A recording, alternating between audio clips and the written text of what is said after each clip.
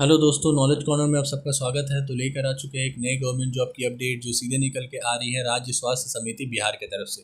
जी हाँ दोस्तों, राज्य स्वास्थ्य समिति बिहार की तरफ से 3 अलग अलग पोस्ट में वैकेंसी निकाली गई है, जिसमें एक है आयुर्वेदिक, एक है होम्योपैथिक और तीसरी है यूनानी। तो चलिए आगे इस वीडियो में जान लेते हैं इस वैकेंसी से रिलेटेड हर एक इंपॉर्टेंट डिटेल्स जो आपके लिए जानना बेहद ज़रूरी है। वीडियो को शुरू से अंत तक देखिएगा दोस्तों, और अगर वीडियो पसंद आए तो वीडियो को लाइक और चैनल को सब्सक्राइब ज़रूर कीजिएगा। तो चलिए शुरू करते हैं दोस्तों। सबसे पहले बात कर लेते हैं इसकी इंपॉर्टेंट डेट्स की। तो यहाँ पर आप देख सकते हैं इसकी ऑनलाइन एप्लीकेशन 26/5/2025 यानी आज के डेट से शुरू हो चुकी है, जिसका आखिरी डेट 15/6/2025 तक का दिया गया है। फ़ी पेमेंट का आखिरी डेट भी 15/6/2025 तक का दिया गया है। एप्लीकेशन फ़ी की अगर बात कर ले दोस्तों, तो अनरिजर्व EWS BC EBC के लिए 500, SC ST PWBD के लिए 125 और साथ ही फीमेल कैंडिडेट के लिए भी 125।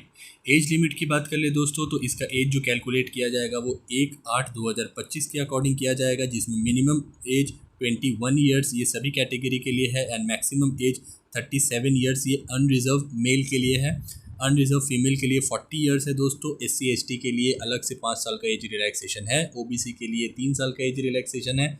PWBD कैंडिडेट के लिए 10 साल का एज रिलैक्सेशन इसमें भी दिया गया है। टोटल पोस्ट की अगर बात कर ले दोस्तों, तो काफ़ी बम्पर वैकेंसी है। 2619 पोस्ट में वैकेंसी निकाली गई है दोस्तों। अब बात कर लेते हैं इसकी एलिजिबिलिटी क्राइटेरिया की। तो यहाँ पर आप देख सकते हैं आयुर्वेदिक चिकित्सक की जो एलिजिबिलिटी क्राइटेरिया दी गई है वो है सबसे पहला, किसी मान्यता प्राप्त विश्वविद्यालय से BAMS degree bachelor of Ayurvedic medicine and surgery जो भारतीय चिकित्सा केंद्र परिषद नई दिल्ली के अनुसूची में सम्मिलित हो। दूसरा पॉइंट यहाँ पर देख सकते हैं दोस्तों, अनिवार्य इंटर्नशिप प्रशिक्षण प्राप्त होना चाहिए। और जो तीसरा पॉइंट है यहाँ पर देख सकते हैं, बिहार राज्य आयुर्वेदिक एवं यूनानी चिकित्सा परिषद बिहार पटना में निबंधन होना चाहिए। आयुष चिकित्सक होम्योपैथिक की अगर एलिजिबिलिटी क्राइटेरिया की बात की जाए दोस्तों, तो यहाँ पर आप देख सकते हैं किसी मान्यता प्राप्त विश्वविद्यालय से BHMS degree bachelor of homeopathy medicine and surgery जो केंद्रीय होम्योपैथिक परिषद नई दिल्ली के अनुसूची में सम्मिलित हो। दूसरा पॉइंट है अनिवार्य इंटर्नशिप प्रशिक्षण प्राप्त होना चाहिए।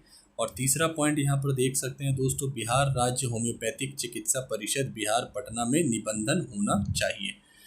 यूनानी की अगर बात कर ले दोस्तों, आयुष चिकित्सक यूनानी की तो पहले यहाँ पर देख सकते हैं क्राइटेरिया, किसी मान्यता प्राप्त विश्वविद्यालय से BUMS डिग्री बैचलर ऑफ यूनानी मेडिसिन एंड सर्जरी जो भारतीय चिकित्सा केंद्र परिषद नई दिल्ली के अनुसूची में सम्मिलित हो।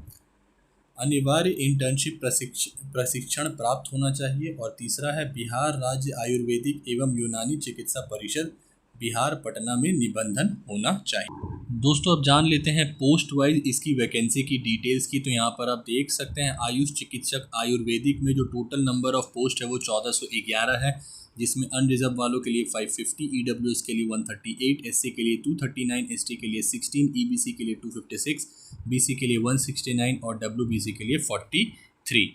बात कर ले अगर आयुष चिकित्सक होम्योपैथी की, तो अनरिजर्व वालों के लिए 295, EWS के लिए 71, SC के लिए 139, ST के लिए 8, EBC के लिए 108, BC के लिए 58 एंड WBC के लिए 706।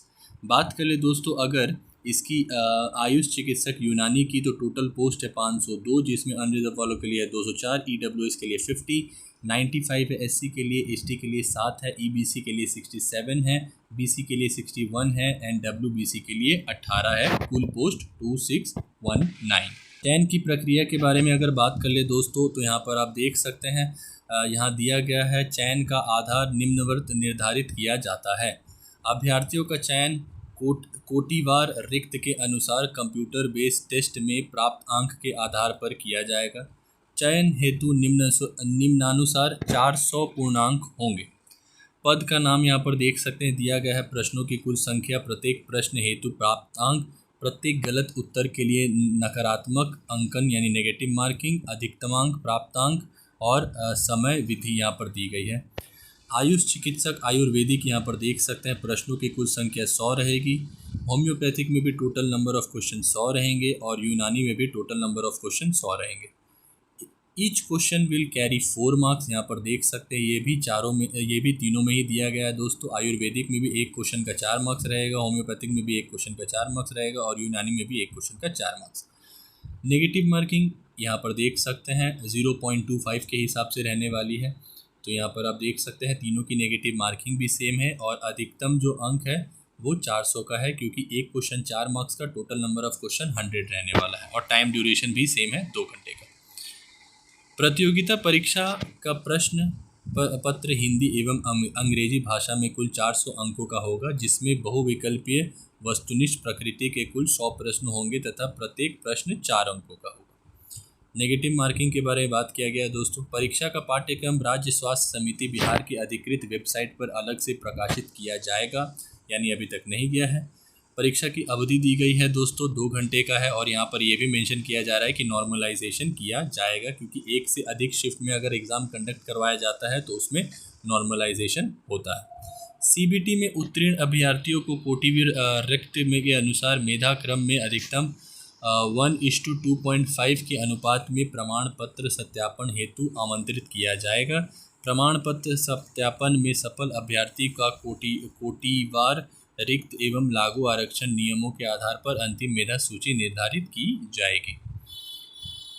कंप्यूटर बेस्ड टेस्ट में उत्तीर्णता हेतु न्यूनतम अर्हतांक दिया गया है, यहाँ पर देख सकते हैं दोस्तों, जिसमें अनरिजर्व EWS वाले कैटेगरी के लिए 40%, पिछड़ा वर्ग के लिए 36.5%, अत्यंत पिछड़ा वर्ग के लिए 34% एवं अनुसूचित जाति, अनुसूचित जनजाति, महिलाएं तथा दिव्यांग उम्मीदवारों के लिए 32%।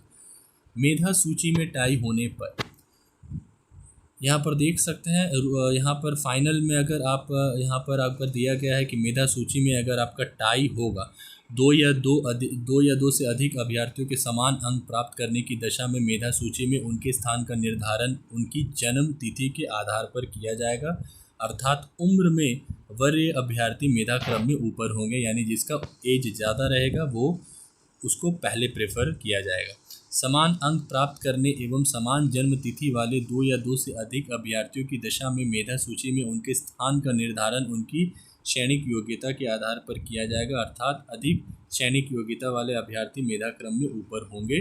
इसके बावजूद यदि एक से अधिक अभ्यर्थी समान हो तो ऐसे अभ्यर्थियों की वरीयता उनकी 10वीं बोर्ड के प्रमाण पत्र या यहाँ पर देख सकते हैं यथा उल्लिखित नाम के अंग्रेजी वर्णमाला के क्रम के अनुसार किया जाएगा, यानी अल्फ़ाबेटिकल ऑर्डर में अगर आपका नाम आता है तो उस हिसाब से किया जाएगा। तो ये रही दोस्तों इस वैकेंसी से रिलेटेड हर एक इम्पॉर्टेंट डिटेल्स जो आपके लिए जानना बेहद ज़रूरी था। जो भी इसकी ऑफिशियल नोटिफिकेशन में इंपॉर्टेंट पॉइंट्स दी गई थी वो सारी मैंने 1 बाय 1 कवर की है। फिर भी अगर आपको कोई फर्दर डाउट हो तो मुझसे कमेंट बॉक्स में पूछ सकते हैं या डिस्क्रिप्शन में मैं इसका ऑफिशियल लिंक प्रोवाइड कर दूंगा, वहाँ से भी जाके आप गो थ्रू कर सकते हैं। नॉलेज कॉर्नर की तरफ से अगर आपको ये इन्फॉर्मेशन पसंद आई होगी दोस्तों तो वीडियो को लाइक और चैनल को सब्सक्राइब करना बिल्कुल ना भूलें। मिलते हैं एक नए गवर्नमेंट जॉब की अपडेट के साथ, तब तक के लिए अपना ख्याल रखें। जय हिंद।